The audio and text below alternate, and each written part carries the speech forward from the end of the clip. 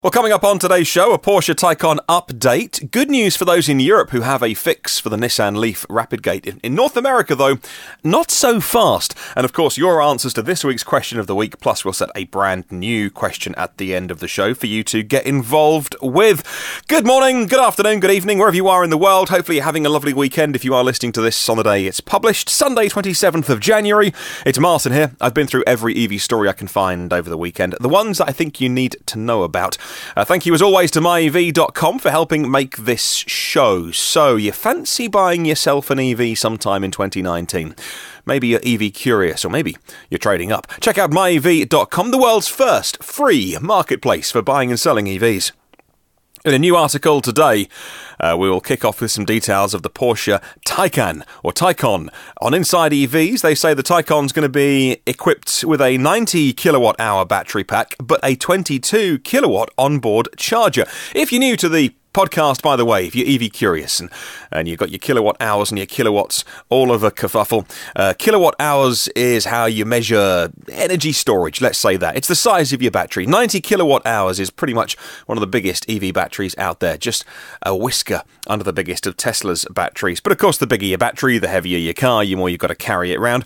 Kilowatts in terms of charge speeds, 22 kilowatt onboard charging. So that is pretty exceptional, really, actually. My Renault Zoe charges at 20 kilowatts maximum. That's 22 kilowatts of an onboard charger, though. Those with three-phase electricity in Europe are going, hello, we can plug our Porsche into our domestic supply and charge at a very, very fast rate. 22 kilowatts onboard charger is, some would say, not a necessity. You should focus with an EV on very, very fast rapid charging for when you're out and about, but overnight when you leave your car for 8-10 hours when you get home and plug it in overnight, well, that can be done with 3, 5, 7 kilowatt charge speeds. I tell you what, though, no one's going to complain at having 22 kilowatt onboard charge speeds, especially if you can afford a new Porsche. One of the things that you'd think would come as standard would be a heat pump. I hate to reference the cheap little Zoe in the driveway next to me, but I think even that comes with a form of a heat pump for its most efficient operation. With the Porsche, you can indeed get a heat pump. It's going to be optional. Woo! I suppose if you're speccing up a Porsche, you can afford to tick the options list, but wow. Heated steering wheel, heated seats, and the optional heat pump. Of course, all about recovering energy is the most efficient way to run an EV, and recovering any heat from the battery is always a good thing to do, but using heat pumps as well to convert any kind of energy to heat the cabin is a fantastic thing to have on a car. But it's all about performance, really, with the Porsche, and that's the story over at Car Scoops. Walter Roll is the legendary rally driver. Not exactly a fan of EVs, though. In fact, he's been an outspoken hater of EVs. He is indeed on Porsche's payroll. He tests Porsches. He's part of their, I guess you would say, part of their brand ambassadors, rather than being on the payroll, which is my rather cynical take on it. But he's one of their Porsche ambassadors. So he drives Porsches and then advocates for them. He is not a fan of EVs. In fact, in the past, he said that he hoped that the whole Mission E/Taycan, Mission E was what it used to be called, by the way, before they gave it its full name, that the project would be delayed so much that he would have retired by then and not be part of the Porsche family, so that he didn't have to say anything about it. That didn't happen because the car is going to be out in 2019, so he has been behind the wheel. And he said this: "It's crazy. In all my years of rallying, I never experienced such performance. The Taycan goes so well at such speed. Really tremendous," he told the media portal of Porsche. When asked about how it handles, he praised the engineers for the great job on the tuning, the excellent low centre of gravity. Yes, naturally, it's an EV. And the Porsche ambassador also said that the steering wheel and the brakes were superb. "I would never have expected that the lack of any sound from the drive system could mean no loss of performance." He almost sounds confused. He says, "In fact, I really like the quietness of the Taycan. It's something of the experience itself." And you can watch, I'll put a link in the show notes to the video. It's only a couple of minutes long, but, you know, I guess take it with a pinch of he is a Porsche ambassador, so he's not going to drive one of their cars and go, "That's a dog." On the other hand, he didn't need to be so effervescent about some of the things about the EV drivetrain, like it being silent, being part of the experience, which you and I know, but was news to him.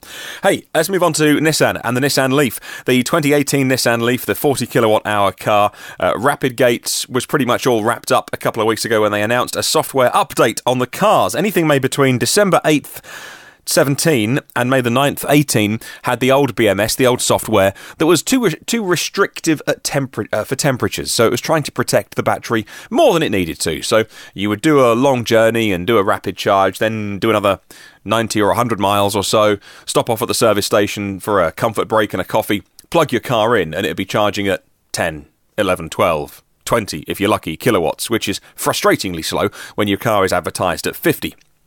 So, Nissan released a software update which seems to have fixed things here in Europe.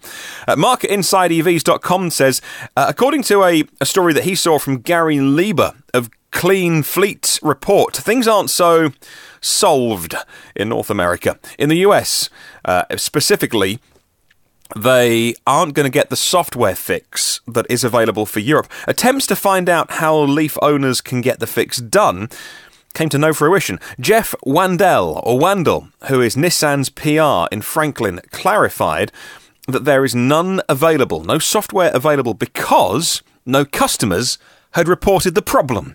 So if you are in the US and you have got a Nissan Leaf and you have reported the fact that you can't multiple rapid charge because the battery gets too toasty hot and shuts itself right down, well, then remind them that you have complained. And if you don't think it's an issue, well, then you'll be probably listening to this thinking, it's fine, it's a non-issue. Do Nissan Leaf drivers need to have maximum charge speeds all the time? Then again, if you've spent your own hard-earned money on this car and it was advertised as having rapid charging, you would expect to be able to go on a long journey and a road trip and to be able to get consistent fast charge speeds. Is this an issue? Is it a non-issue? Some owners of the older Leaf I've seen on forums saying, oh, get over yourself, it's fine, to the newer Leaf owners. Nissan gave this quote, by the way, and I quote, "The vast majority of US customers don't use multiple fast charging procedures in a single day. They are not affected by the charging safeguard feature on the new Leaf. Regarding the software update in Europe, Nissan is not currently planning to conduct the update in the US. For Leaf customers who expect to consistently use fast charging procedures more than twice a day for extended distance driving, we suggest they contact their local Nissan dealership for advice on how to get the best out of their Leaf under exceptional driving scenarios." End quote. So clearly Nissan have nailed their colours to the mast there. If you are going to go on a long journey in a Nissan Leaf, that is now classed as an exceptional driving scenario. This whole situation should never have happened. It should never be ongoing. The battery should be properly cooled. And if the battery can't take multiple rapid charges, they should have just said that. But of course, you open yourself up to lawsuits and people making claims. So they have consistently denied it's a problem. In fact, now they're calling it a feature. Yes, we protect your battery. This is a feature. You should be grateful, customers. However, they can't admit that it's a problem because they'd be sued. Equally, they're now saying that if you own a Nissan Leaf and you're going to go on a long journey and you want to charge it a couple of times, it's an exceptional driving scenario. Factually, maybe that's correct. They have all the data points on how people use their cars, and so they must look at the data and go, hey, people don't really use it like this. It is an exceptional driving scenario. So they won't mind if I say, if you're looking for a long-distance car, don't buy a Nissan Leaf. I mean, I'm not going to say that, because it's a great car in many ways. This whole situation makes me a little bit sad. It's a sorry situation, isn't it? And if you've got one, do you even care? You get a lot of car for your money, and if you don't do these long journeys, who cares? It's a great car. Let me know your thoughts. So look, final story today. This is just a little bit of advice. If you are planning any long journeys, this is genuinely a reason to check before you travel. Not if you are planning on doing a long journey, having to call your Nissan dealership to go, hey, I was going to go see some friends this weekend. What do you reckon? which was Nissan's advice. If you're going on a long journey, call your dealer first. This genuinely is a reason to check before you travel. The recommendation of its supplier, the supplier is Huber and Sooner. I think I would say that. A leading supplier of high-powered charging cables, Electrify America, have temporarily had to disable the high-powered chargers. They're the ones that are 150 kilowatt plus. They're currently investigating a safety issue. It's a potential safety issue. It's only with the liquid-cooled cables, and it's the recommendation that's been issued to all of the customers of this particular cable supplier, worldwide actually, according to Green Car Congress, at a charging station on a test site. So this isn't anything in the wider world. I think it's a test site in Germany. A customer short-circuited the cable, and a short circuit occurred within the high-powered cable itself, not the charger. Nobody was injured, and that's fantastic news. The short circuit occurred actually within the plug. We have more details emerging as time's gone on over the weekend. The cooling circuit with the synthetic non-conductive coolant can be ruled out. It's the plug, they think. The product in question was actually a first-generation prototype that didn't go through the strict testing that the ones that you would use if you're out on the roads, by the way. Now, Giovanni Palazzo is the president of a CEO of Electrify America, and he tweeted, "Out of an abundance of caution, Electrify America is shutting down its stations that use the Huber and Sooner high-powered cables until we can confirm that they operate safely. We're confident they'll investigate and resolve the issue as quickly as possible." End tweet. Now, as a precautionary measure, they've also recommended to their customers that they suspend operation of all charging stations with the high-power charging cable until they redo some tests. The effective prototype was over a year old. It's summer 2017 it was first made. The series products, which have been made in production and are on the streets, differ from these prototypes, but still they're being overly cautious, and that's surely a good thing. The last thing we want is for anybody to get injured or worse with these high-powered cables. So err on the side of caution. There's certainly very few vehicles out there that are going to be affected by this, if any, in practicality. They're 150 kilowatt plus, and the 50 kilowatt chargers for Electrify America and other networks, by the way, are still available. It's just these high-powered ones. They'll get it fixed and they'll get it sorted before really those high-power, like the e-trons and stuff, are really in any numbers to use them. Also affected here in Europe are Fastned, who issued this statement. The shutdown only concerns 175 kilowatt Fastned chargers with the liquid-cooled cables. Our 50 kilowatt CCS, CHAdeMO and AC chargers are not impacted and all available for use. It means the customers can still charge at all Fastned stations. Some 175 kilowatt chargers with different cables are also remaining available. I'll put a link to the full article in the show notes, but if you were thinking of using one, even at a slower charge speed, do check what's open, and we'll keep you updated on those safety tests. Okay, here we go. Question of the week this week. This is your bit of the show. I love this bit of the show. This is where you take over and you answer our question of the week this week, which is all about people getting their first experience of driving an EV. You see, I have this theory. The minute you try one, you never want to go back. But until you try one, you can remain sceptical, cynical even. Oh no, fossil cars are going to be here for the next 30 years, people say. And that's utterly understandable. But when you drive one, almost a switch flicks in your brain where you go, oh, well, this is obvious. This is the future, right? And then when you get back into a piston car, it seems tremendously old-fashioned. So my question this week, what's the best way for people to get their first experience of driving an EV? Hello to Neil E. Roberts, who had a big meetup a couple of Sundays ago in Brighton, or last Sunday in Brighton, actually. 50 cars turned up to his meetup. Congratulations, Neil. Thank you for organising that. And a few non-EV drivers turned up as well, who are EV curious. Lovely. He says, my answer to question of the week, the move to EV for many people is a big step into the unknown with limited or inaccurate information. If you have a work colleague who has one, let them drive your car. Eek. Yeah, get it insured. Go along to a club meeting and you can talk to real people who drive one of these day in, day out, and have dealers willing to offer 48-hour test drives. And we've heard from Neil Roberts. Let's hear from Leanne, who says, my brother was able to test drive a Leaf for the whole weekend and that sold it to him. It was great, but not well publicised. The only way we're going to get more people buying EVs is to advertise those kind of opportunities as a non-obligation test drive. Yeah, I wonder how many people know that you can call your Nissan dealer and say, hey, love the new Leaf, love the look of it, can I have one for the weekend? Hello to Jerry. Well, Jerry Allison says, I would have preferred to have rented an EV before purchasing, but I actually bought my Model 3 without even test driving an EV. I did visit a Tesla store in Columbus, Ohio, to see the merchandise and have a sit inside the Model 3. I think it's best to test drive an EV at a dealer, a store, or borrow one from a friend, or maybe to rent one, like you did the other weekend. He says he had a great time in that Model S that I rented for the weekend. I love the thrill of driving my EV, plus mine is the dual motor. All right, show off. Hello to Pele, or Pele Harris King.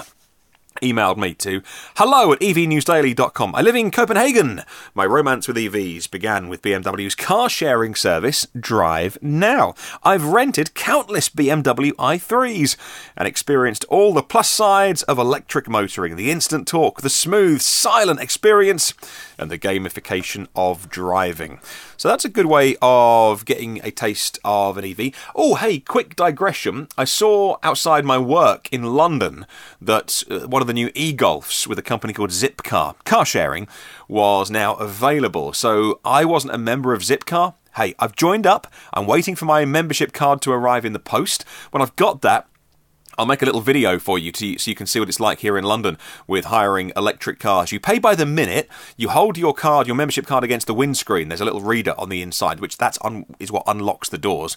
I'd like to know about charging. I've had a look on the app, and most of the electric cars near where I work have pretty high levels of charge because you can check the charge state on the Zipcar app. So I wonder who charges them. Anyway, we'll find out. I'll take one for a spin. Hello to Martin Young. On to Martin's email. My first experience of an EV was at a local dealership in a used first-generation Volt. The salesperson was fairly knowledgeable, very overall a positive experience, but I would have preferred my first EV to be a friend or a family member in their personal car. I am a very happy owner of a Volt, he says. Yeah, you know what? I've never heard. I'm sure there's people on forums and stuff that like to have a good old whinge. Welcome to the internet. Whenever I hear from a Volt or even a Bolt owner, some of the happiest owners that I hear from. Hi to Martin Woods. My first EV encounter was a few years back at the annual Smart Car event at Mercedes-Benz World. For a couple of years after the launch of the EV Smart 4.2, you could test drive the new electric Smart at Mercedes-Benz World, which is Weybridge in Surrey, by the way, on their test track. We also got to test the electric Smart bicycle. It's a really great little car, actually, the Smart 4.2. I had one for about a week. Not the electric one. This is years ago, going back. But the fossil version, and I was never impressed with kind of the gearbox. It was always hunting for the gear, and then when it found the right gear, you ended up accelerating, and then you had to change gear again.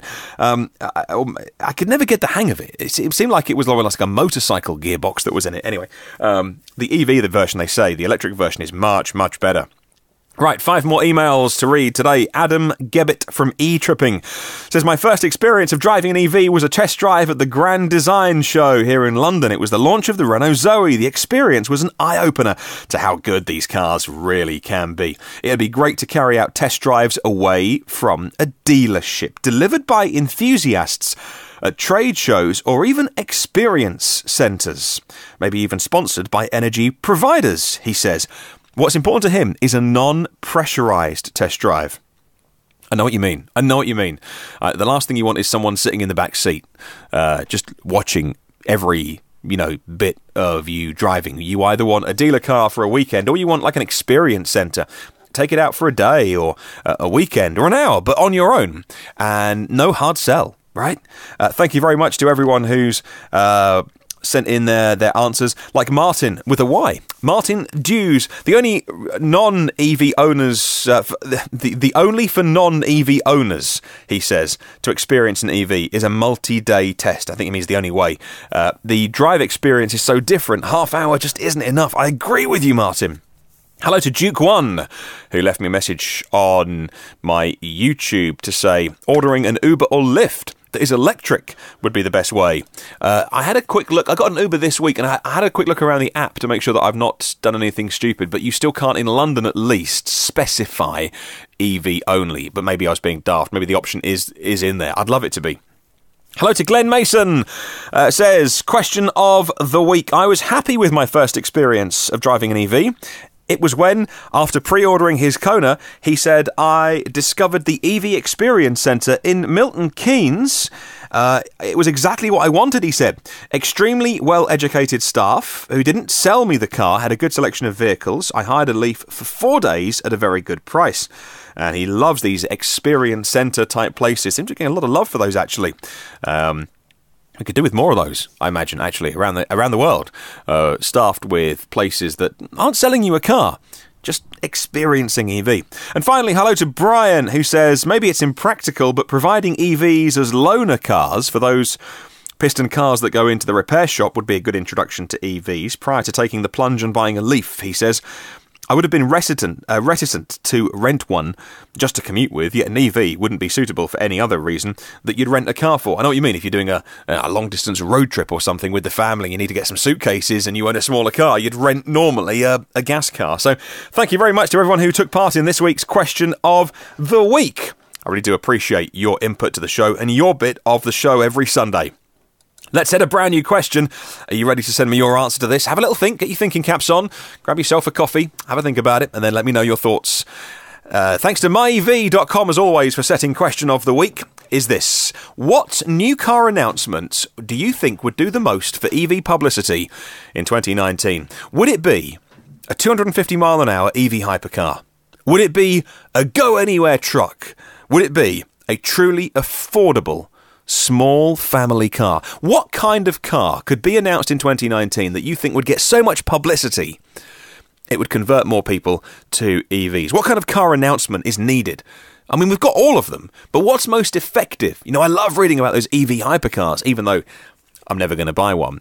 Don't tend to read too much about small, affordable EVs, apart from in press releases that say, they're coming, honestly, they're coming. Let me know. What kind of new car announcement would do the best for EV publicity? Thank you very much to 177 patrons of the podcast for making this show. And if you'd like me to add your name to the list, I'd love to read your name out, by the way. The website's Patreon, patreon.com/EV News Daily. Like $5 or $10 a month, basically a posh coffee. You can support this show and spread the word about EVs to thousands of people every day around the world.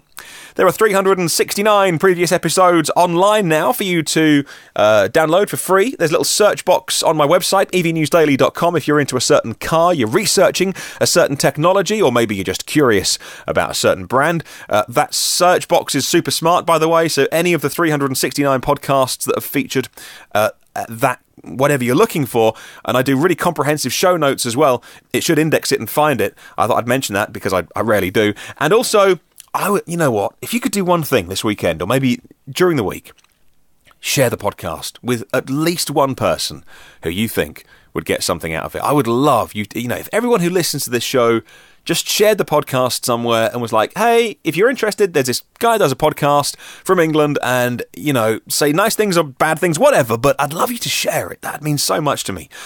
In the meantime, come and say hi on the socials by searching EV News Daily. Have a wonderful day. I'll catch you tomorrow.